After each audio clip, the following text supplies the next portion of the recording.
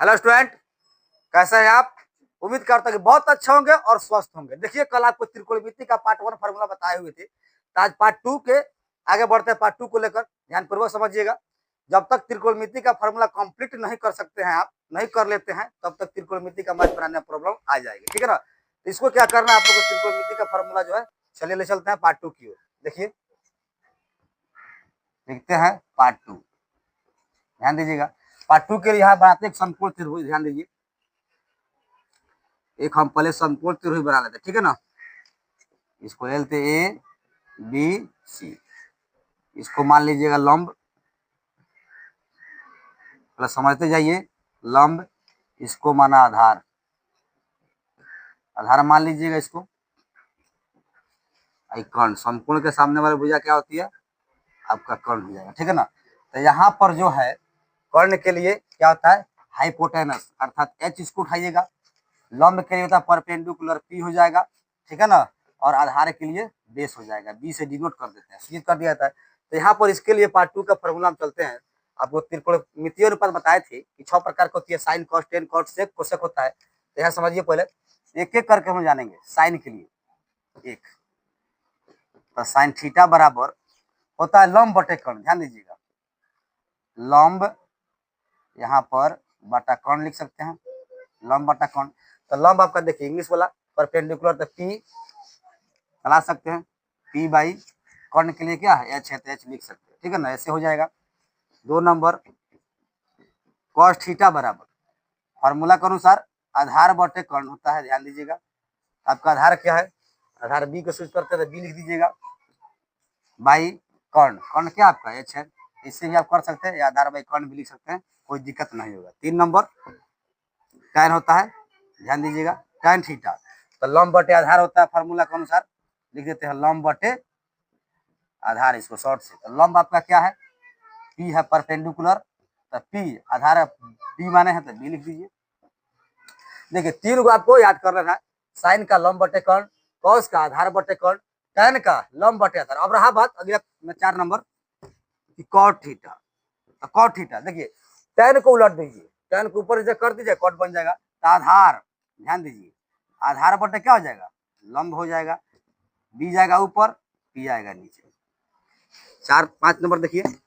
और कॉट के बाद क्या होता है? सेक होता है, तो सेक देखिएगा, सेक थीटा। अब क्या कर रहा है? कॉस को उलट दे रहा है, तो कॉस कर्ण नीचे है, तो कर्ण ऊपर चल ले जाइए, तो कर्ण अब बटे क्या आ जाएगा? आधार नीचे आ जाएगा, आपका आधार हो गया। तो एच ऊपर गया, बी नीचे आया, तो एच बाई बी हम लिख सकते हैं आराम से, एच बाई बी चला लीजिए। अब देखिए लास्ट होता है छठा कोसेक थीटा, तो लिख देते हैं कोसेक थीटा बराबर। अब इसका साइन का उलट दीजिए, अच्छा साइन थीटा उलट दे, कर्ण ऊपर जाएगा, लंब नीचे आएगा, तो कर्ण बटे क्या होता है बाबू? आपका लंब होता है। तो कर्ण आपका हाइपोटेनस एच, और लंब का परपेंडिकुलर आपका बन जाता है। ठीक है ना? तो यहाँ पार्ट 2 का फॉर्मूला होगा। अगला पार्ट 3 का देखेंगे फिर। चलिए, आपको त्रिकोणमिति का पार्ट जो है 3 सिखाते हैं फॉर्मूला। पार्ट नंबर लिखते हैं 3, समझिएगा। पहले कुछ देर पहले आपको पार्ट 2 दिखाए थे लिखाकर, अब यहाँ पार्ट 3 चलाएंगे। देखिए, फिर एक बार एक समकोण त्रिभुज को हम उठा लेते हैं। ठीक है ना? तो यहाँ समकोण त्रिभुज देखिए, फिर एक बार एबीसी इसको ले लेते हैं। यहाँ पर इसको हम लंब माने हुए थे।